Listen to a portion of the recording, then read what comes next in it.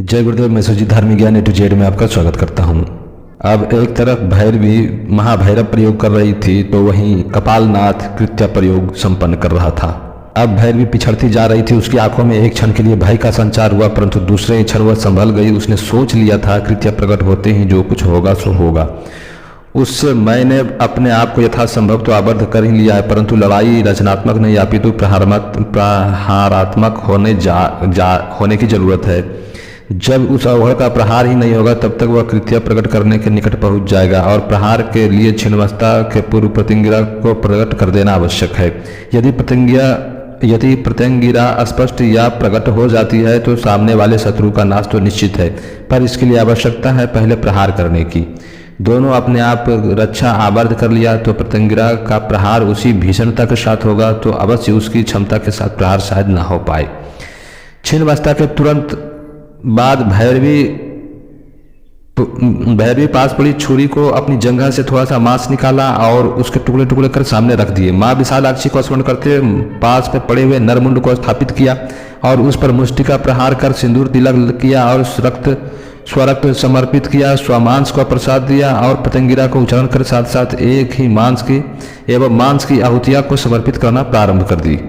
भैरवी बराबर मंत्र का उच्चारण कर रही थी। शत्रु का संहार क्रम प्रारंभ हो रहा था। वह अपने रक्त की बूंदों से यज्ञ कुंड को बराबर समर्पित करती जा रही थी और उसके साथ स्वमांस समर्पित करती हुई सुरा की आहुतियां दे रही थी, जो शत्रु संहार प्रतिंगिरा कहा गया है।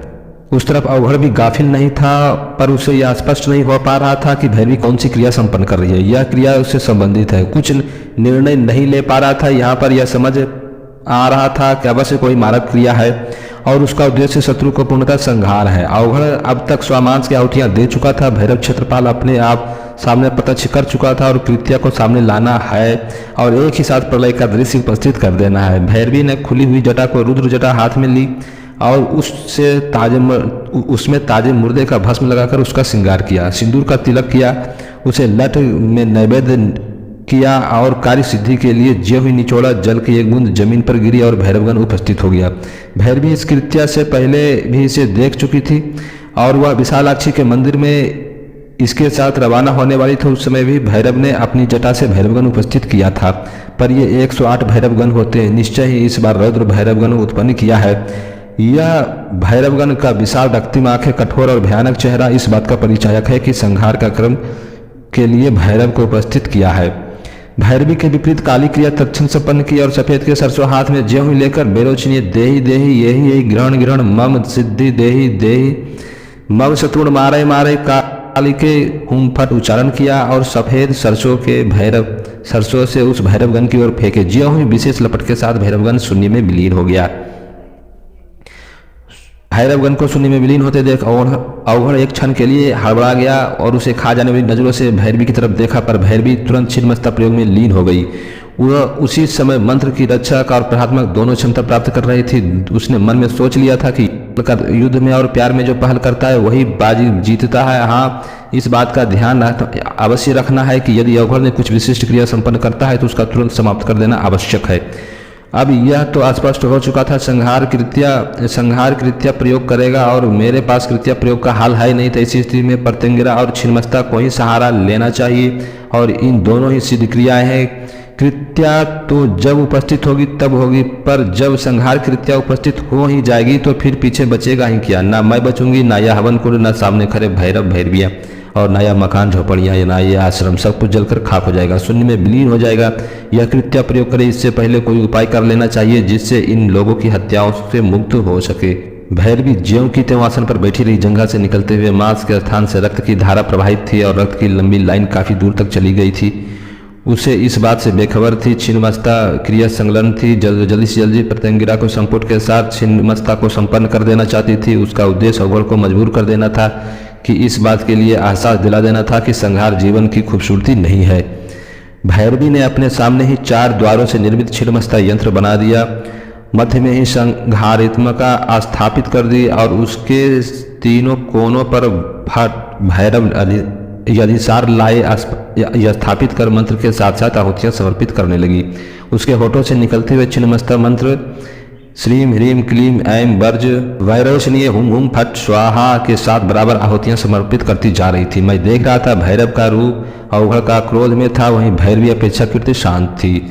यद्यपि वह इस समय जीवन और मृत्यु के बीच खेल रही थी, उसके सामने अपने आप को बचाने के अलावा शत्रु को आबद्ध करना या मारना लक्ष्य रहा होगा, परंतु वह फिर भी शांत थी। वह जब व्यक्ति यह सोच लेता है कि मृत्यु निश्चित है, यदि मृत्यु 2-4 हाथ दूर होती है तो भी उसके मन में शांति उपस्थित हो ही जाती है।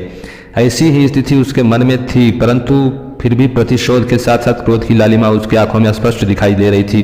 बराबर अपने हाथों से मांस पिंड रक्त सुरा में डुबो कर अग्नि में हविष्यान समर्पित कर रही थी। वह अवघड़ क्रोधित अवस्था में था, ललाट पर सलबटे ऊंची उठी हुई थी, नासापुट फड़क रहे थे।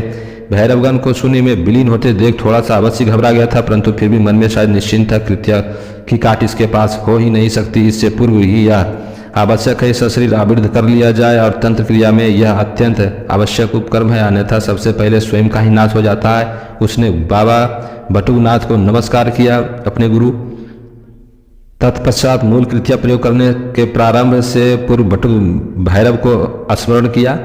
उसने भैरव के आगे सुरापात्र स्थापित किया और तुरंत ही मूल प्रयोग के हाथ में लिया, अपनी ब्रह्मशिखा को हाथों से खींचकर अग्नि में समर्पित कर दिया।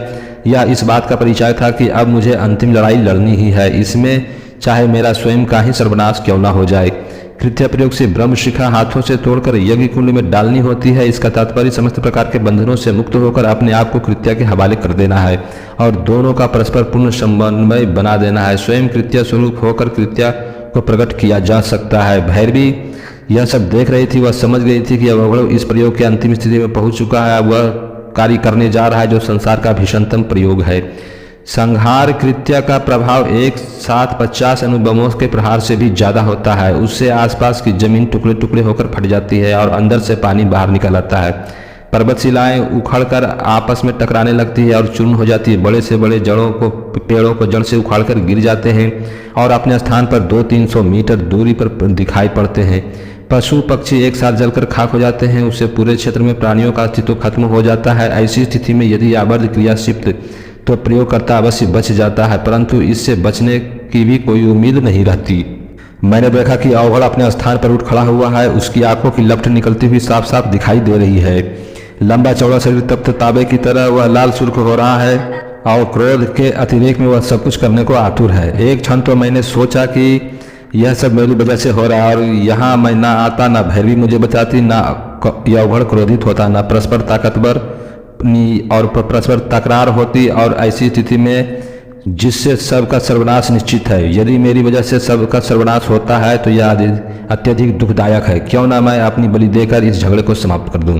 इतना तो हो ही सकता है। मुझे पास पड़ी हुई छुरी अपने सीने में घोंप देना है या उछलकर अपने आप को यज्ञ कुंड में गिरा देना है। दोनों ही स्थितियों में मेरा प्राणांत निश्चित है और वह भी कृत्य प्रयोग के बाद मेरा प्राणांत होना ही है। मैंने एक क्षण के लिए अग्नि कुंड की ओर देखा, साथ ही बाई ओर पड़ी तेज धार वाली छुरी देखा और आंखों में आंखों तौला। मेरी नज़र में भैरवी एक नज़र से टकरा गई। मैंने देखा कि वह दत्चित होकर विशेष क्रिया में संलग्न है। उसी एक क्षण में के लिए उसने मेरी आंखों में ताका। मुझे लगा जैसे वह कह रही हो, तुम ये क्या कर रहा है? मैं तेरे लिए इतना बड़ा जोखिम उठाया है, तेरे लिए मैं अपनी जिंदगी को दांव पर लगा दिया और तू ही अब कायरों की तरह अपने आप को समाप्त करने पर तुला हुआ है। मैंने उसकी आंखों के भावों को मैं समझकर घबरा गया और दूसरे क्षण संयत हुआ। और मैं यह क्या कर रहा हूँ? यह जरूरी है। अवघड़ अपने उद्देश्य में सफल हो ही जाएगा, कृत्या प्रयोग से सर्वनाश कर ही देगा।